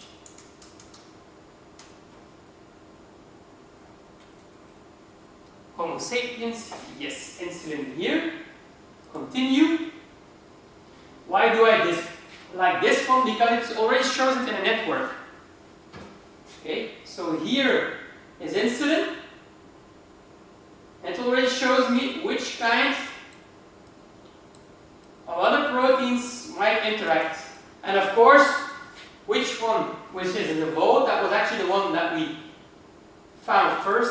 receptor, the insulin receptor, but also other ones. What are the lines? The lines are the evidence.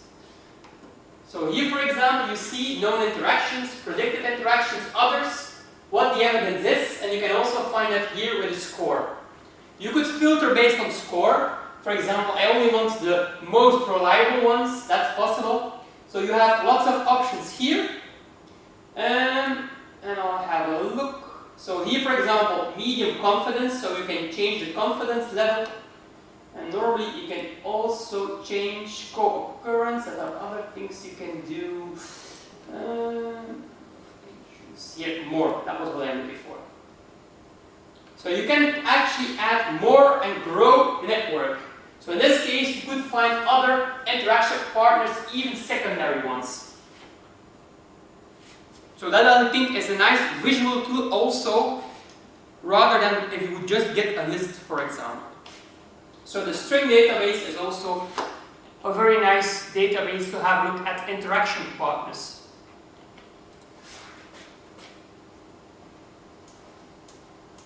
So that could also be a question on the exam. For the protein of which you use the PDB code, maybe you only have 1 or 2 molecules in your PDB file. If I would ask, can you give me 3 interaction partners and give me the source? I think that was a question last year. Then you would have to look in one of these databases, tell you in this database I found this interaction partner. So this is the example of the string database, and there are some other ones here, Mint, where you then get, for example, a list of the genes, kind of interaction. So these are other sources. So in most cases, then you also get the source, detection method, and the publication here in the Mint database. So these are just screenshots of the different tools and databases that you can use. So this is a summary based on the kind of information. If you would use genomic information, these are the kind of bioinformatic methods that you can use. Phylogenetic profiles, conservation of neighboring genes, gene fusion. Another type is using sequence information. And then you have a look at the correlated mutations, which I discussed previously, and also similarity between phylogenetic trees.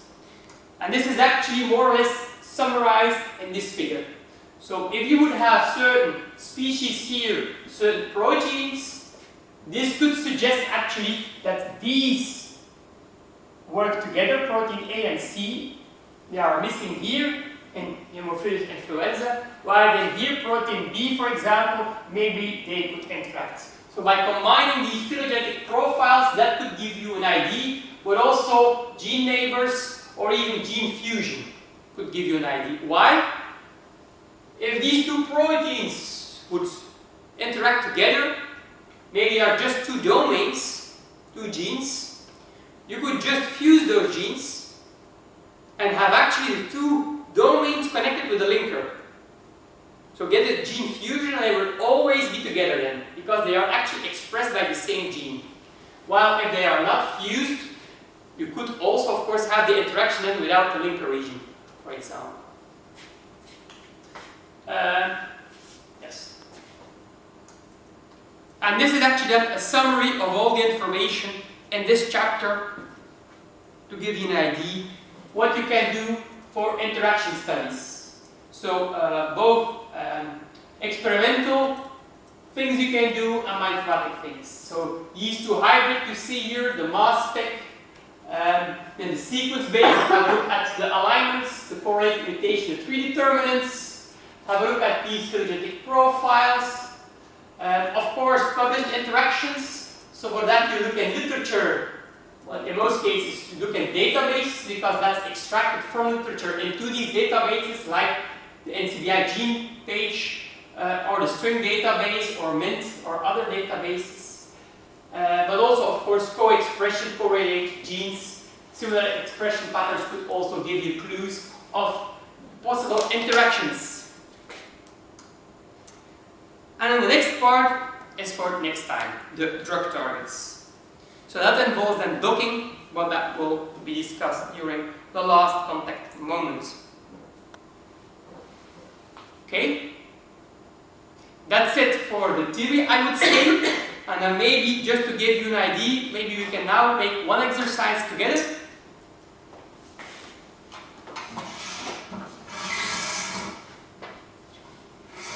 And then maybe I'll just have a look and search for the cadaveric.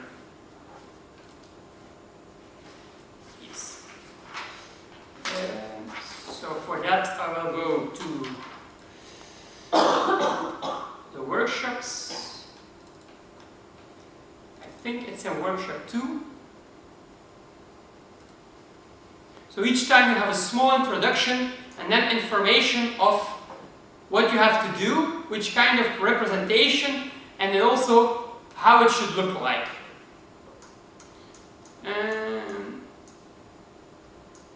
Is the cadaveric in here somewhere? No, these are already more difficult exercises. So let me go to the previous one.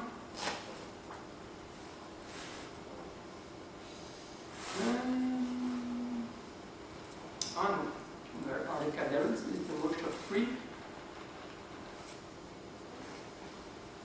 Yes, this is one such an example.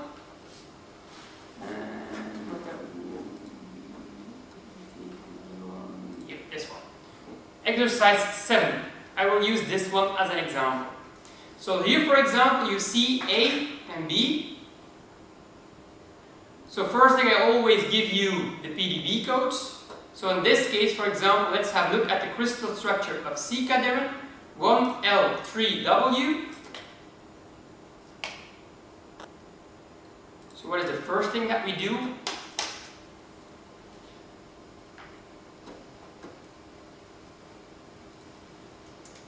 Fetch 1L3W.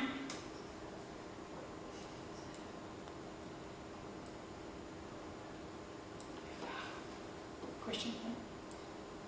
And then you always get the default representation.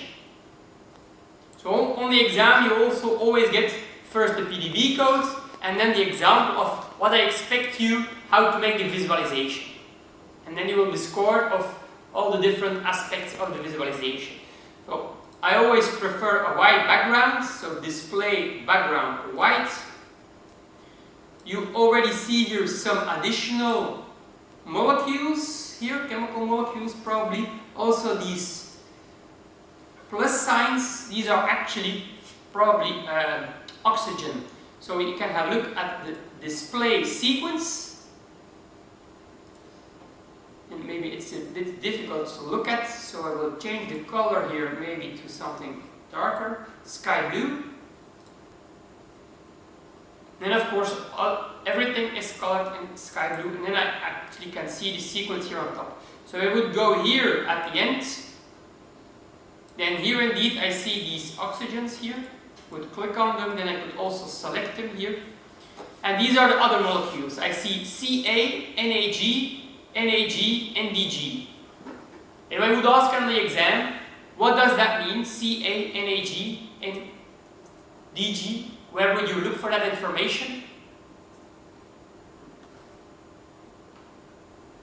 What is your primary source?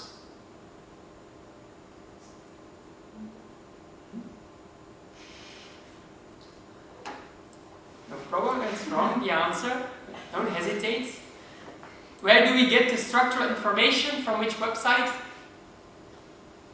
From the PDB website, right? So let's go to the PDB website, 1L3W. PDB here, 1L3W. C cadaveric ectodomain. If I would ask which organism, in this case, Xenopus levis. Who knows what that means? Xenopus is a frog. Expression system, Cricketulus griseus. I don't know. And if I would ask, what is the resolution? What is the resolution? Where do you find that? Here, 3.08 angstrom. I would ask what is the R value, R3, R work, you find that here. And then here the macromolecules, chain A is EP cadavre, sequence length, organism again, mutations. And then here, this was actually what I was looking for, the small molecules. Ca, what is it? Calcium. NDG, what is it? Glucopyranose. NAG, glucosamine. So that would be then the answer, or full N-acetyl D-glucosamine, of course. But this is where you can find that kind of information of those molecules. Okay. First thing is I don't want all of this, maybe only the protein. First thing that I will do is hide all quickly. Show cartoon. Because cartoon will only show you the protein. So not the glucosamine and the calcium, only the protein. Show cartoon. If I would have different chains, I could use show cartoon chain A, for example. Okay. So what could I, for example, ask you also to show? Show the calcium in green. How would you do that? Maybe I'll use the other screen to show you. So you can also give the command here or here at the bottom. So in this case, it could be interesting to put that in a different layer. So you do that with a create command. So in this case, create, and then we'll just call it create calcium. Why? Because I've used create calcium, it means here I will have another layer called calcium. And then I could just click, for example, show me in sphere representation, color green. That's easier than typing in all of these commands. So that's important for the exam. Try to work with these layers. It will save you lots of time typing in or looking up all of these commands. So I do create calcium, comma, and then in this case 1L3W, although that would be optional, there's only one molecule, and so 1L3W, and how can I select again the residues by name? No. So maybe I'll write it here. This is an important one for you to know. If you want to select residues by number, you use residue and then I always run it as an index. If you want to use it by name, RESN. By name. By name, for amino acids, that's not that interesting. Because then you would have to say cysteine, that means you would select all cysteines. But maybe that's not the purpose. So that could be better to use residue 108 because that's the cysteine you want to use. Right? You could combine residue 108 plus 112 plus and so on. For the detailed structure of the exam, that is often the trick to do. So on the visualization you will see maybe 5 amino acids that you would have to highlight. Then you put that, for example, in a different layer, or on your layer you select with residue and then that number plus that number plus that number. That's a good trick. But you will learn that during the exercises. For now, residue name. So I'll use create calcium 1L3W and RESN. And what was the name again for calcium? Capital C, capital A. Enter. And then what will I see? Here actually I will see a new layer calcium, a new object. I can scroll here all to the left. And then what do I see? Calcium, calcium, calcium, all my calciums. And now sphere in green. So that's quickly to do. Calcium layer, I click on the S for show. I click on spheres. There they are. But in the beginning I selected color everything in blue. What do I have to do to color them in green? I could use color green, comma, calcium. Or I could just click here on the C menu, color, and select a green color. And there I would have them then in green. So you see between each repeat, calcium repeat, cadavre repeat, I see 3 calcium ions. Does it matter for the exam how we do it, command line or that doesn't matter. It's the result that counts. And then you will be scored, for example, let's say 1 point for showing the calciums in a sphere. 1 point for the correct colors. Green is green. It doesn't matter if it's this kind of green or that kind of green. Similar color. Okay. If you're colorblind, tell me that I can take that into account. Okay. Just you tell me, then I know, and then. So now everybody will be colorblind. Yes. Maybe I'll test you then. Okay. So now remember what was the trick that I told you that I could do? Motive search. So let me show you. Hopefully now it is conserved in this one. So I'll quickly have a look in if I can find such a motive. And I'll just do it here. This normally will be one. You saw? I just clicked it in a sequence here, and then you see it is where the calcium is. And then normally this motive is also involved. Here.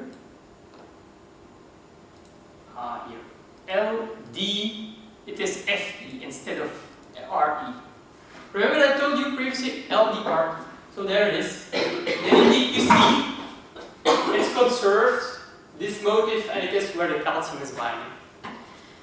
This is of course because I know the protein well that I know this. I don't know it for all the proteins, of course. But once you start working with, you learn these things. And that's actually, of course, a computer can also do that. Use that knowledge and immediately tell you, okay, those motives, that's the function in this case. Maybe another one. You see here, LDRE again, LDRE again. Yes, and then for the next one. So if you want to know the motive, you have to align it to yes. Yeah. know which ones. Yeah. And you would compare different cadherins, because there are, I think, there are over 100 different cadherins in the human genome. For this family, I think about 30. If you would align those 30 from human, same those 30 from mouse, so 60 protein sequences you align, you would see that these motifs will be highly conserved. And that's because they need this calcium to have this structure. So this is actually shown in the example. Maybe I can show that in the presentation. It's actually a marvelous structure.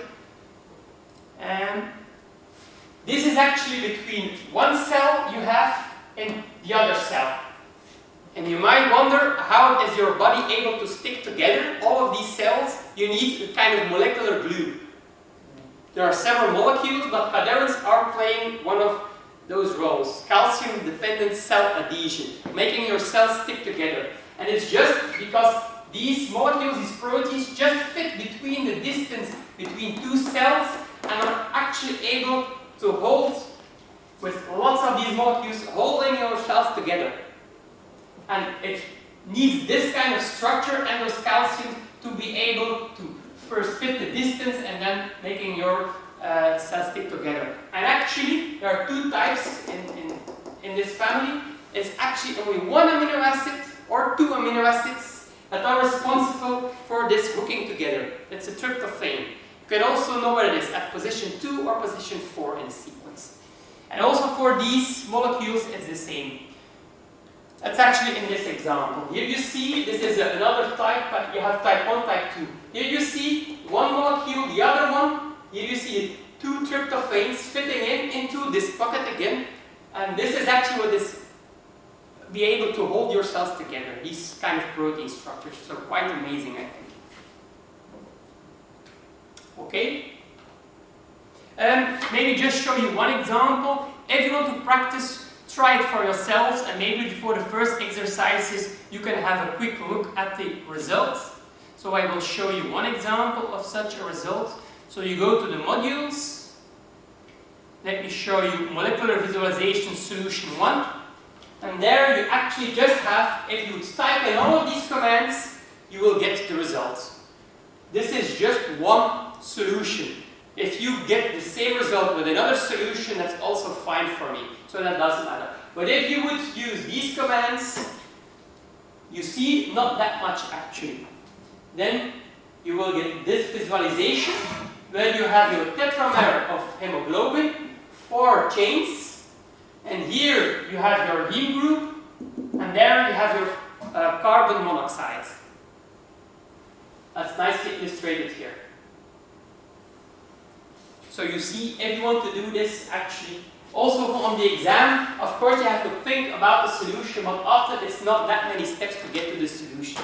It's just practice. That's why at least before you come to the exam, you have to practice these 10 exercises. Then that's already a good step. If you want to practice more, you can take the one on the exam. So the exam example.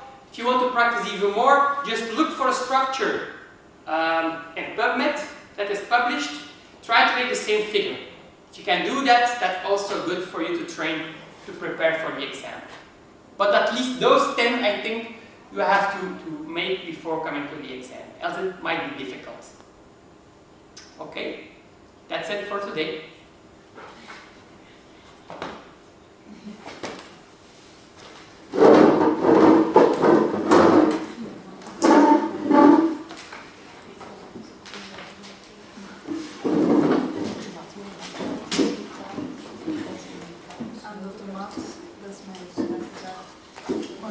So I also have the screen recording. I'll put that in the Panopto recordings that you can have a closer look at the examples or the websites that I visited while I did.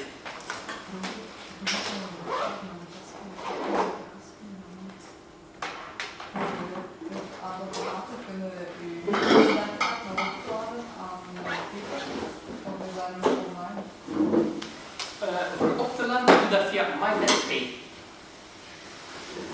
En kunt u zo afdrukken ook. Dus je gaat naar howest.mynetpay.be. Dan log je in. howest.mynetpay.be. Dus hier bijvoorbeeld, kijk, er staat nog €24 op mijn kaart. Dan kan ik hier top-up balance. Hoeveel dat je wil. Krijg je een QR-code, je scan je QR-code en hij is opgeladen. Wil je afdrukken, dan kun je hier naar webprint gaan. Het enige dat je moet doen is zorgen als je je file uploadt. Ja, een studentenkaart en dan kan je hier iets kopen om te eten of kun je bijvoorbeeld kopies of afdrukken. En dan het belangrijkste is dat je hem opgeladen hebt, moet je kiezen tussen de printers in Brugge of de printers in Kortrijk. Als je printers in Brugge kiest, kun je gelijk welk toestel hier in de gangen gebruiken. In Kortrijk, dat gaat niet lukken. Tenzij dat je naar Kortrijk gaat. Ja, sorry.